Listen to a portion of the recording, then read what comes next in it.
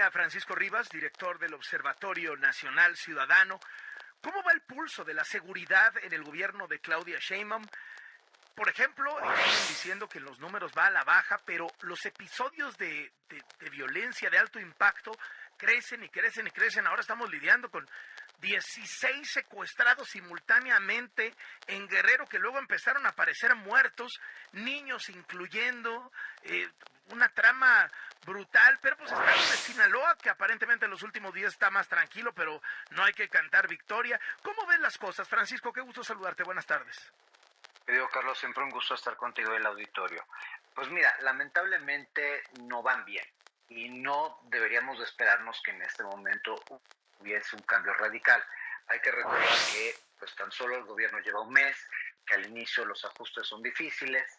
Lo que sí tenemos que considerar, la parte que sí debemos entender, es que la estrategia que tuvimos el sexenio pasado fue un absoluto fracaso que nos generó los peores niveles de violencia en el país, la mayor descomposición, pérdida de territorio a manos de la delincuencia organizada, el involucramiento de la delincuencia en las elecciones, en el control de autoridades municipales, en el control de mercados lícitos, un aumento de la extorsión brutal y obviamente pues el tema de homicidios y desaparecidos que rebasan todos los niveles de cualquier otro sexenio. El problema es que esa estrategia, que ha sido la estrategia que pues tanto se ha alabado a lo largo de estos ya 6 años, pues es la misma que intenta implementar esta administración. La continuidad de acciones pues sigue siendo prácticamente la misma. Hay algunos elementos que nos harían pensar que tal vez sí podría haber una mejora. Por ejemplo, me llamó la atención el caso en donde bajan una avioneta, el ejército logra bajar una avioneta cargada de droga, han habido algunas detenciones. Entonces esos son, digamos, como destellos de esperanza que no tuvimos el sexenio pasado, en donde prácticamente la Guardia Nacional, con 3.3 veces más personal que Policía Federal, obtuvo el 80% menos de resultados en términos de decomisos, de detenciones, de aseguramientos, de desmantelamiento de bandas. Entonces, esos pequeños elementos nos hacen ver que tal vez sí podría haber algo diferente. La realidad es que la narrativa sigue siendo la misma, la estrategia no ha cambiado, aunque nos digan que sí hay, o por lo menos no han exhibido pormenores que sí hagan pensar que hay una estrategia diferente. Y un elemento que sí también debemos considerar que es muy preocupante, en el primer mes de la presidenta Sheinbaum, tuvimos la evidencia de por lo menos 5 casos relevantes en donde las fuerzas federales, Guardia Nacional, Ejército y Marina, abusos, secuestros, ejecuciones y mala operación. Entonces, eso creo que también es algo que veremos más este sexenio por un simple y sencillo motivo, porque hoy solo tenemos militares en la seguridad federal. Entonces, no habrá espacio para que los errores que se cometieron en las administraciones de Calderón y Peña las cometan los civiles, porque simple y sencillamente ya no hay civiles en la seguridad. O sea, es una seguridad militarizada. Al ser militarizada y al no contar con el entrenamiento civil, pues lamentablemente tiende a ser más violenta y tiende a ser mucho más efectiva en quitar la vida, en matar a ciudadanos.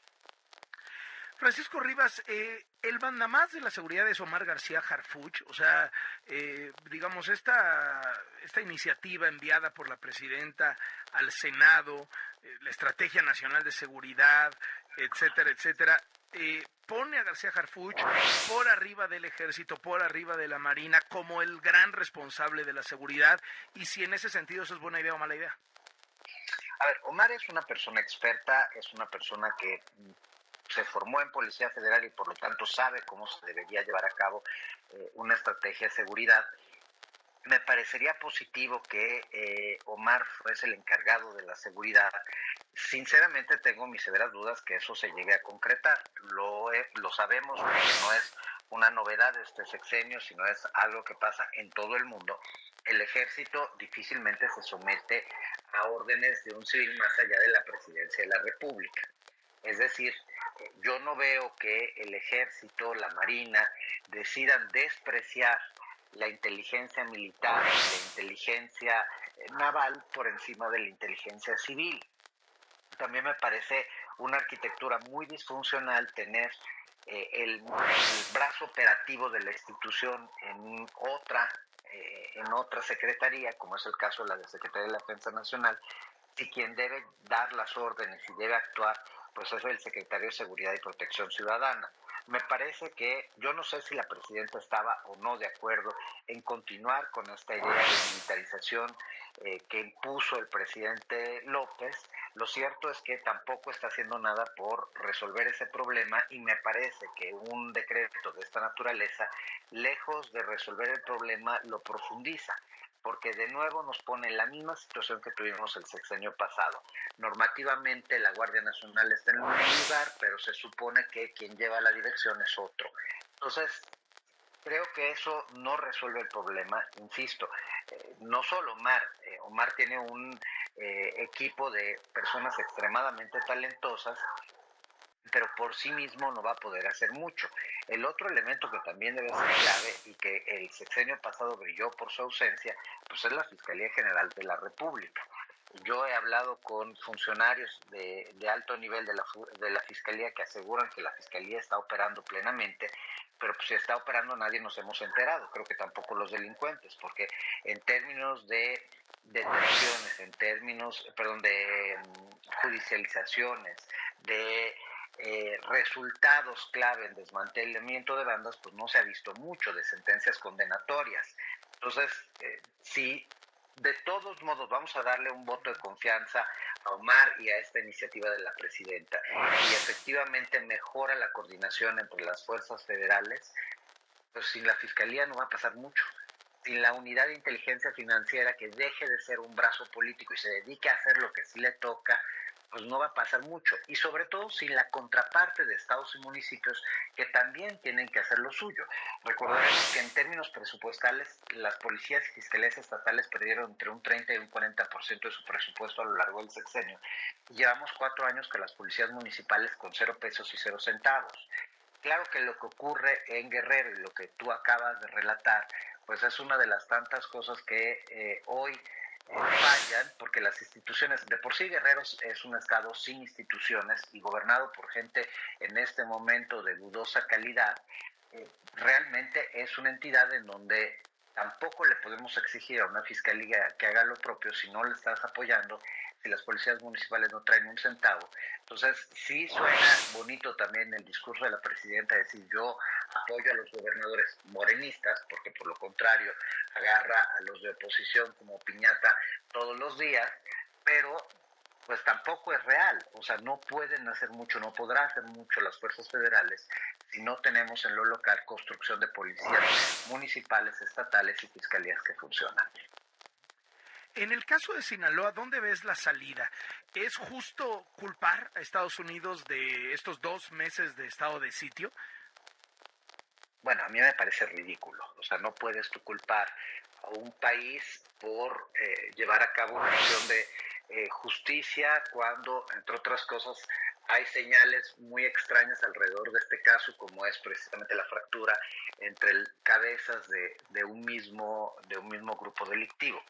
Entonces, yo, más allá de culpar, un gobierno que decide ser responsable de lo que pasa en su territorio, independientemente de los elementos que puedan ocurrir en la delincuencia organizada y que fracturan el poder de los grupos y generan espacios de violencia.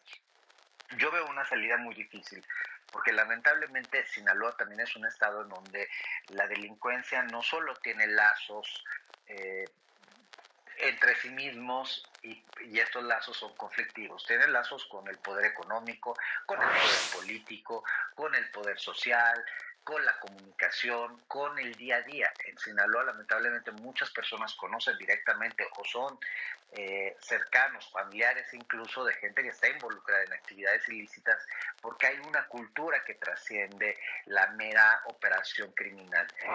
Y lo digo sin querer criminalizar a la gente de Sinaloa, que entre otras cosas pues es un estado altamente productivo y que ha generado muchas noblezas para el país. Pero la realidad es que ahí hay que hacer una intervención mucho más complicada, Por años muchos de los activistas hemos planteado que entidades como Veracruz, como Tamaulipas, como Guerrero, como Sinaloa, incluso como Michoacán, con situaciones tan complejas institucionales y con situaciones tan arraigadas de delincuencia organizada, pues tal vez necesitan estados de excepción para poder operar con mucha más fuerza, con mucha más rudeza y debilitar a los grupos locales. Sinceramente no sé cómo una Guardia Nacional que detiene a 3,000 personas por año pueda detener, pueda frenar el poder del cártel Jalisco Nueva Generación o de, en este caso de Sinaloa, de un Sinaloa fracturado que está pues luchando entre ellos y que tienen el control de prácticamente todo el territorio estatal. Francisco Rivas, director del Observatorio Nacional Ciudadano, gracias por estos minutos para W Radio, qué gusto saludarte. Gracias a ti igualmente.